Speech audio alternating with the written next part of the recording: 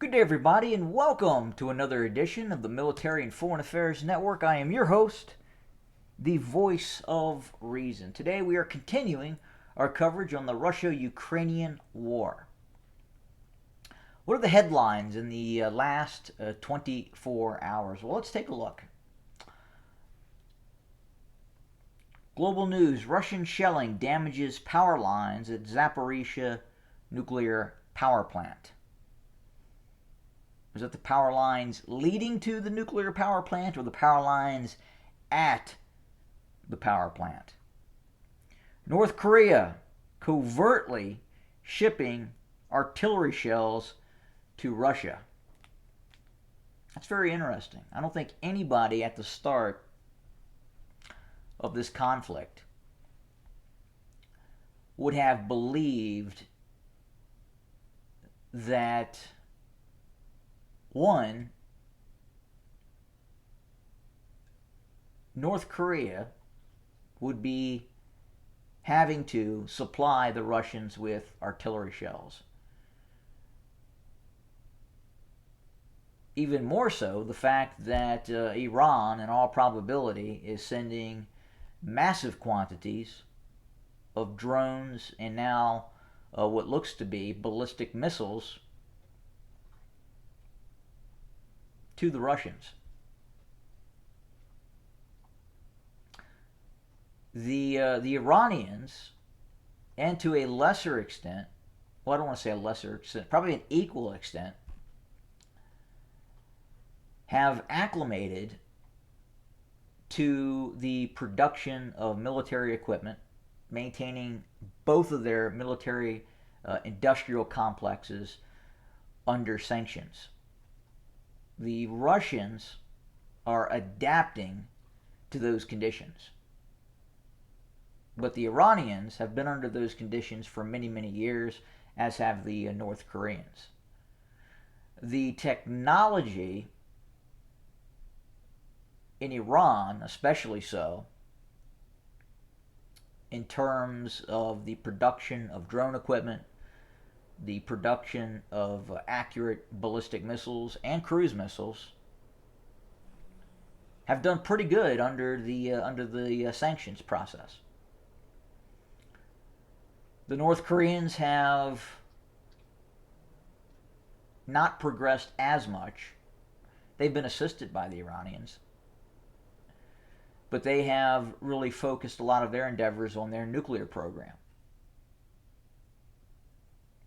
But again, coming into this conflict, I don't think anybody watching this Russian buildup, looking at what might happen, looking at what did happen, would then anticipate that we would be seeing the kind of weapons and equipment flowing into Russia now, because allegedly Russia is running out of weapons. It's a lot like what happened during World War I. The stockpile of artillery shells, especially in World War I for the Russians, was simply not adequate enough.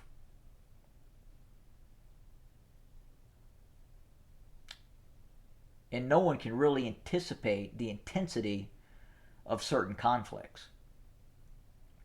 And the intensity of this conflict that we're looking at right now is putting a strain on, one, the Russian logistical capacity, and then two, certain areas of its armaments industry in supplying some of these weapon systems with ammunition. So it'll be interesting in the coming days and weeks. We anticipate we will see further ballistic missile, cruise missile, drone strikes into Ukraine.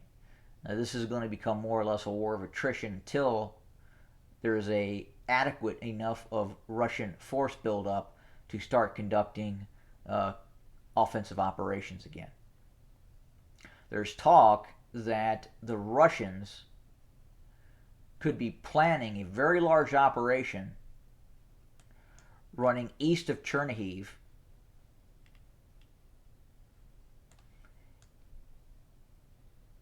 and north and east of Zaporizhzhia, basically looking to run along the Dnieper River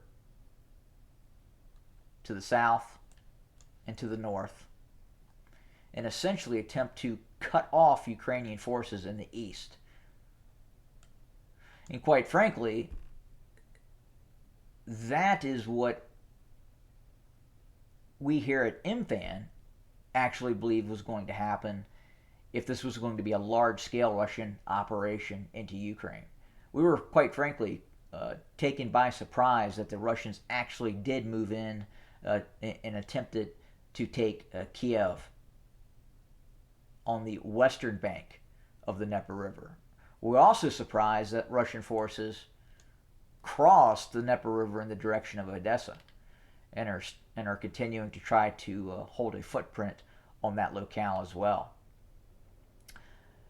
And that gives us the ability to kind of move into our next area of conversation, which is what does this look like now? Well, our understanding is there are roughly 20,000 Russian troops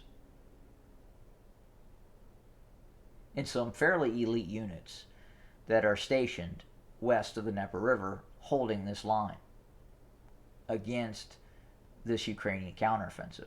The Ukrainian counteroffensive, from our understanding, entails upwards to 60,000 Ukrainian troops, so 3-to-1 advantage.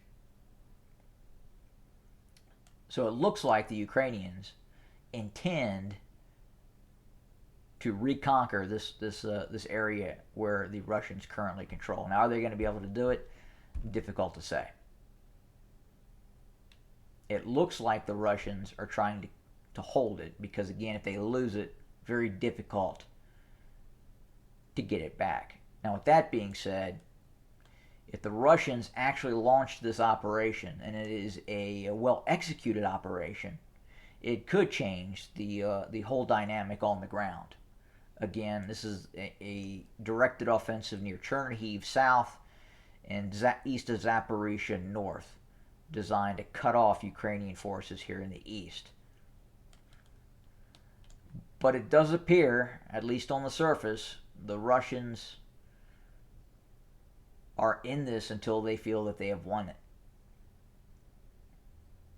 So we'll continue to monitor, report, and bring you more content for your consumption. Thanks for joining us today. More to come very, very soon. Have a good day.